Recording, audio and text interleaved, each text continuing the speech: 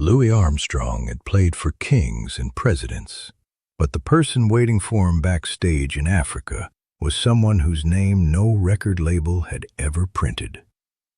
It was 1956, in Accra on the Gold Coast, a place that within a year would become the independent nation of Ghana.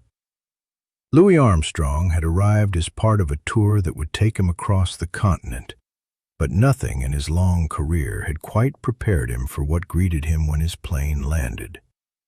Crowds had gathered not in the hundreds, not in the thousands, but in numbers that stretched the word crowd past its usual meaning. People lining roads, climbing onto rooftops, filling open fields long before the stage had even finished being set up. Many of them had walked for hours, some from villages far outside the city, carrying children, carrying chairs, carrying whatever they could to make the long wait under the sun more bearable, simply to be near the place where Louis Armstrong would play. For a man who had spent more than 3 decades performing in front of audiences of every size, in clubs and concert halls across the United States and Europe, this was something different. Armstrong had grown used to fame. He had grown used to crowds gathering outside stage doors, used to motorcades and police escorts through cities that already knew his name. What he had not grown used to, and what those traveling with him remembered most, was the particular quality of this welcome. Not the polite applause of a concert hall, but something closer to recognition, as if the music he had spent his life playing had arrived somewhere it had always belonged, and the people gathering to hear it somehow already knew the sound before the first note was played. To understand why this tour mattered, both to the people of the Gold Coast and to Armstrong himself, it helps to understand where he stood in his career and in his life at this point. By 1956, Louis Armstrong was no longer simply a jazz musician. He had become something the U.S. State Department had begun calling, somewhat awkwardly, a cultural ambassador, a phrase that suggested official duties and diplomatic purpose, but which Armstrong himself never seemed entirely comfortable wearing as a label. He understood what these tours represented on paper. He understood that his presence carried meaning beyond the music itself, that there were officials and photographers and reporters who saw the tour as something larger than a concert series. But for Armstrong, the purpose was simpler than diplomacy. He went where people wanted to hear him play, and he played for them the same way he had always played, fully, without holding anything back, regardless of the size of the room, the language spoken outside it, or the title of whoever happened to be watching from the wings. Still, this tour carried a weight that others hadn't. The Gold Coast was on the edge of becoming something new, a nation governed by its own people for the first time in generations, after decades under colonial rule. The energy in the streets of Accra in 1956 wasn't only about music. It was about a place stepping into a new chapter of its own story, a feeling of possibility that hung over the city in those months. For reasons that were never fully explained to Armstrong in advance, his arrival became woven into that moment, a piece of the wider world arriving just as the Gold Coast itself was preparing to step onto a larger stage. The concert itself, when it finally began, was by every account extraordinary. The crowd that had gathered numbered in the tens of thousands, an audience larger than almost anything Armstrong had played for in the United States, larger even than some of the grand outdoor performances he had given in Europe. A makeshift stage had been built using whatever materials were available, and behind it, rows of musicians from Armstrong's band tuned their instruments in the heat, wiping sweat from their faces between checks of reeds and valves.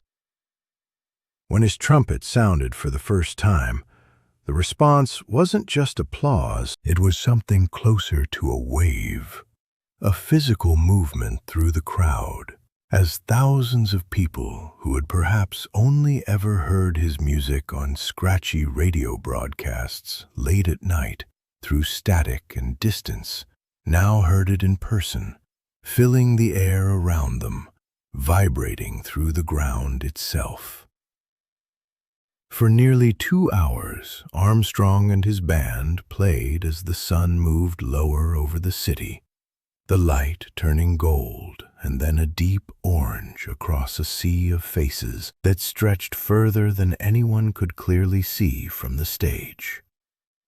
Children sat on their parents' shoulders, older men and women who had perhaps never expected to hear American jazz performed live in their lifetime, stood quietly near the front, listening with an intensity that those on stage could feel even from a distance. By any measure, it was one of the largest and most overwhelming performances of Armstrong's career.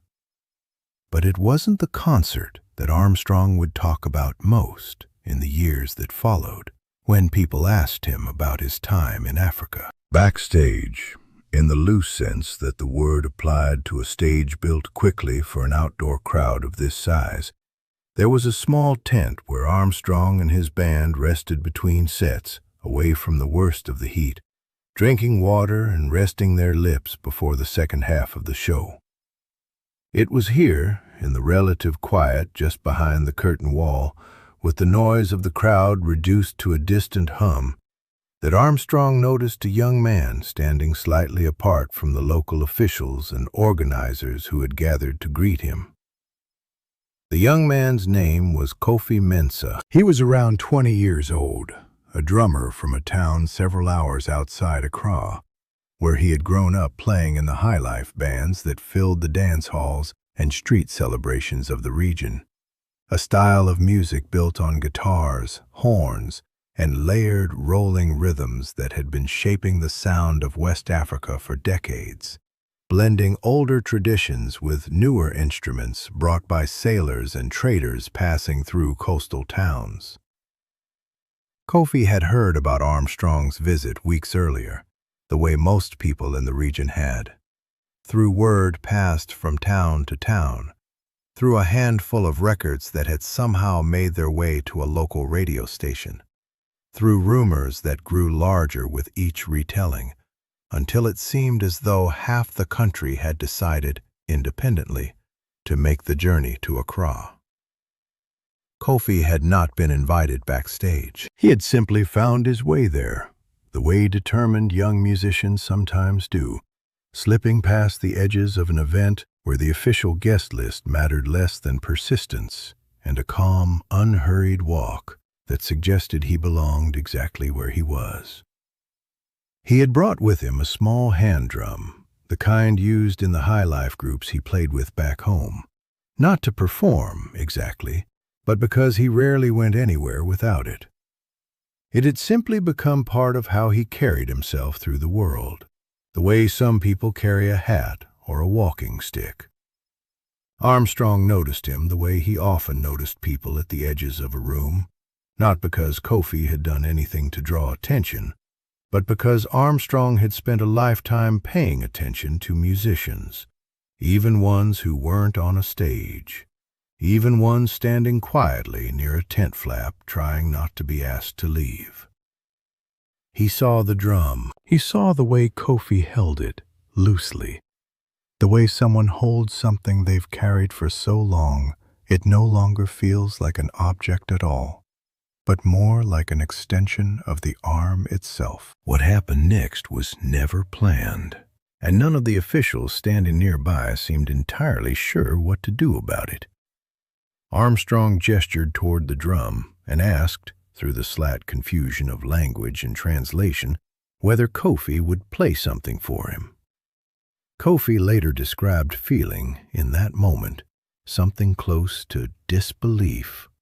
Not because he doubted Armstrong's interest, but because nothing in his life up to that point had prepared him for the possibility that the man whose trumpet he had heard crackling through a borrowed radio late at night in a room shared with 3 brothers might, within the same hour, be sitting a few feet away asking to hear him play.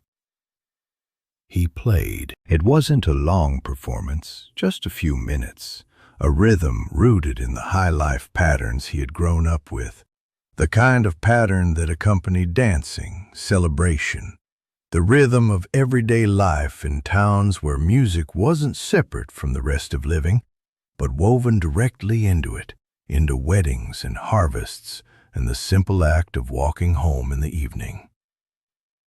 Armstrong listened the way those who knew him said he always listened, completely, without distraction, his head tilted slightly, as if trying to follow not just the rhythm itself, but the logic underneath it, the way the pattern repeated and shifted and repeated again, building on itself in ways that felt both familiar and entirely new. When Kofi finished, Armstrong didn't simply nod politely and move on, the way a busy performer surrounded by officials might have been expected to, with a tour schedule waiting and a second set still ahead of him. Instead, he reached for his own trumpet.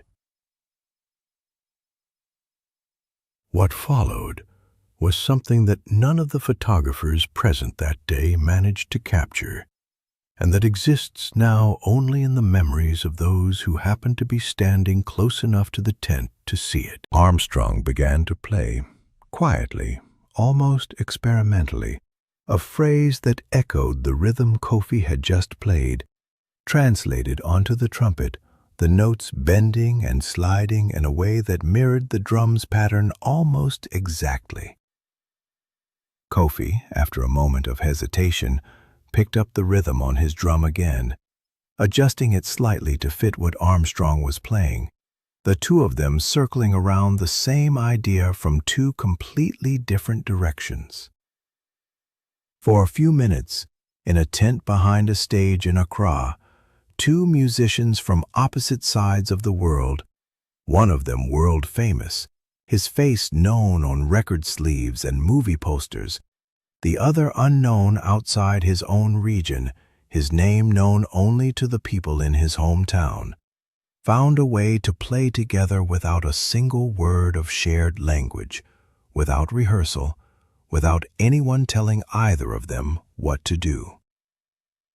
Those who witnessed it described it less as a performance and more as a conversation, the kind that happens between people who recognize, almost instantly, that they're speaking the same underlying language, even if the words themselves are completely different, even if one of them had spent his life on stages seen by millions, and the other had never played for anyone outside his own town. It lasted only a few minutes before Armstrong was called back for the second half of the concert, and the moment ended as quickly and informally as it had begun. There was no announcement, no introduction to the larger crowd, no record made at the time beyond what a handful of people happened to witness and remember. Armstrong handed his trumpet back to one of the roadies, gave Kofi a small nod, and walked back toward the stage as the crowd's noise rose again to meet him.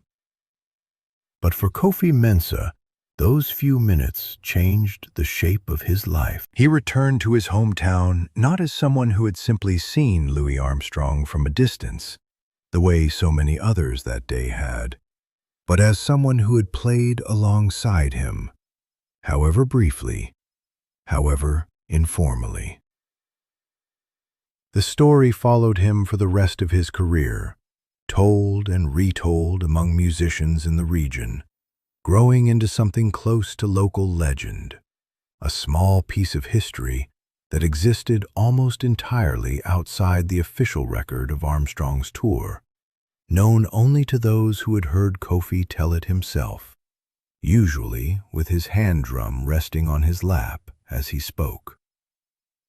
For Armstrong, the moment likely became one of many memories from a trip that was, by any measure, overwhelming in its scale. The massive crowds, the heat, the endless schedule of performances and official greetings, the handshakes with officials whose names blurred together after a few days, all of it would have blurred together for almost anyone. And yet, in interviews and conversations in the years that followed, when Armstrong was asked about his time in Africa, he returned again and again, not to the size of the crowds, but to moments like this one. Small, unplanned, musician to musician, away from the cameras and the crowds and the weight of the word ambassador that so often followed him on these trips. What that afternoon in Accra revealed, more than any concert could, was something about how Armstrong understood his own music. Not as a possession, not as something that belonged only to him or to the country whose name he sometimes carried on official tours, but as something that could move between people, between places, between musical traditions thousands of miles apart, and still mean exactly the same thing on both ends. A rhythm played on a hand drum in a small West African town, and a phrase played on a trumpet learned in the streets of New Orleans, turned out to be speaking the same language all along. The massive crowds that had gathered to hear him that day were, in their own way, proof of music's reach. But the few minutes in the tent with a young drummer named Kofi Mensah were proof of something else. That the reach of music wasn't really about audiences at all. It was about the moment two people, with nothing in common except an instrument and a rhythm, could sit across from each other and understand completely what the other one meant. Decades later, long after the tour had ended and the headlines about the size of the crowds had faded into old newspaper archives, it was this small, unrecorded exchange that remained. Not in any archive, not on any tape, but in the memory of a drummer in Ghana who never forgot the afternoon Louis Armstrong asked to hear him play, and answered on his own trumpet in a language neither of them had needed words for.